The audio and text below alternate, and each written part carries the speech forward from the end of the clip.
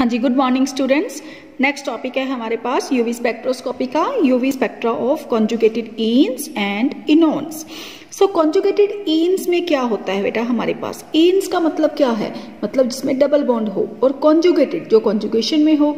ये टॉपिक मैंने आपको पहले भी करवाया हुआ है, जहां पे हमने किया था जब जो टॉपिक था इफेक्ट ऑफ कॉन्जुगेशन, तो वो सेम ही है। जो एग्जाम्पल्स हमने वहां पर की थी वही सेम यहाँ पर है। ठीक है कि कॉन्जुगेटेड एक तो डबल सिंगल होने चाहिए बॉन्ड, जैसे इथाइलिन में ये क्या है, नॉन कॉन्जुगेटेड, तो इसकी लैम्डा कितनी आई 170, लेकिन 1,3-ब्यूटाडाइईन क्या है, कॉन्जुगेटेड, तो इसकी वैल्यू कितनी आ रही है हमारे पास 217 नैनोमीटर। अब 1357 ऑक्टाटेट्राईन, तो इसमें क्या हो गई, 4 डबल बॉन्ड्स हैं जो वो कॉन्जुगेशन में है, इसलिए इसकी वैल्यू कितनी आई 290 नैनोमीटर। अब बीटा कैरोटीन में कितने होते हैं, याद है आपको? यहाँ पर 11 double bonds are in conjugation. तो इसका मैंने आपको पहले करवाया था कि ये येलो कलर का होता है, इट्स अ येलो पिगमेंट। क्यों होता है येलो? क्योंकि इसकी वेवलेंथ है जो 400 से अबव है। तो 400 से अबव हमारे पास कौन सा रीजन स्टार्ट हो जाता है, विजिबल। ठीक है, सो इसलिए 455 है जो, उसके कारण इसका कलर क्या हो जाता है, येलो। ठीक है, अब आता है कंजुगेटेड इनोन्स। अब इनोन्स मतलब डबल बॉन्ड भी होना चाहिए और डबल बॉन्ड ओ भी होना चाहिए, C double bond C and C double bond O, जिसको हम बोलते हैं अल्फा बीटा अनसैचुरेटेड एल्डिहाइड्स और कीटोन्स। तो कंजुगेटेड इनोन्स में भी क्या होता है, वेवलेंथ है जो वो कंजुगेशन की वजह से शिफ्ट हो जाती है लॉन्गर वेवलेंथ की तरफ। ठीक है, नेक्स्ट है बेटा लास्ट टॉपिक इस चैप्टर का, जो थ्योरेटिकल पोर्शन है last, application of UV spectroscopy. तो एप्लीकेशन का मतलब क्या होता है कि जो यूवी स्पेक्ट्रोस्कोपी है वो कहाँ कहाँ पर यूज हो रही है। तो यूवी कहाँ पे यूज हो रही है बेटा, हमें क्या क्या हेल्प मिलती है यूवी स्पेक्ट्रोस्कोपी की वजह से? First, detection of conjugation. तो इसमें आप कोई भी पॉइंट लिख सकते हो कि इथाइलिन का दे सकते हो, 1,3-ब्यूटाडाइईन का दे सकते हो। सेकेंड, एक्सटेंट ऑफ कॉन्जुगेशन, तो उसमें आप एक ले लो 1,3-ब्यूटाडाइईन, दूसरा ले लो 1,357 ऑक्टाटेट्राईन, तीसरा ले लो आप बीटा कैरोटीन।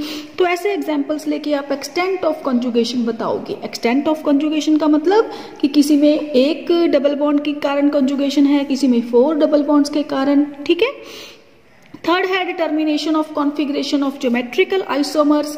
तो ज्योमेट्रिकल आइसोमर्स क्या होते हैं, जो सिस ट्रांस आइसोमर्स होते हैं उसको हम बोलते हैं ज्योमेट्रिकल आइसोमर्स। तो ट्रांस आइसोमर्स की बेटा जो वेवलेंथ होती है वो ज्यादा होती है as compare to cis isomer. ठीक है, उसके बाद डिटेक्शन ऑफ फंक्शनल ग्रुप, ये पॉइंट बहुत इंपॉर्टेंट है। देखो फंक्शनल ग्रुप में क्या होता है कि अगर कोई भी ट्रांजिशन 200 नैनोमीटर से अबव हमारे पास है तो इसका मतलब फंक्शनल ग्रुप होगा, कॉन्जुगेशन होगी। लेकिन अगर किसी मॉलिक्यूल में कोई न्यूमेरिकल में हमारे पास ये गिवन है कि ये वाला मॉलिक्यूल कोई भी ट्रांजिशन 200 से अबव शो नहीं कर रहा, तो इसका मतलब उसमें कोई फंक्शनल ग्रुप और कोई कॉन्जुगेशन, ठीक है, ये सारा कुछ क्या होगा, absent.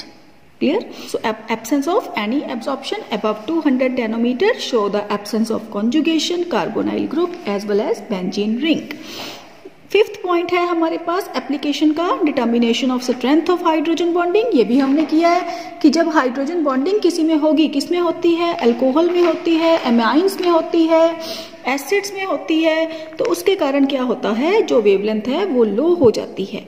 Next, study of keto enol tautomerism. तो कीटो इनोल क्या है, ये डायनामिक इक्विलिब्रियम में होते हैं कीटो एंड इनोल फॉर्म।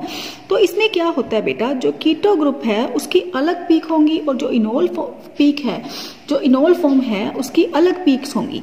जैसे हमारे पास ये कीटो और इनोल की मैंने एक एग्जांपल लिखी हुई है, तो कीटो की 275 नैनोमीटर में आ रही है पीक, लेकिन जो इनोल है उसकी लैम्डा कितनी आ रही है, 244 नैनोमीटर।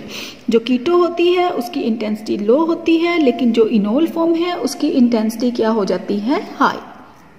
ठीक है, so this is all about the applications of UV spectroscopy. Clear? So यहाँ तक बेटा आपकी जो जितना भी थ्योरेटिकल पोर्शन है यूवी स्पेक्ट्रोस्कोपी का खत्म हो गया।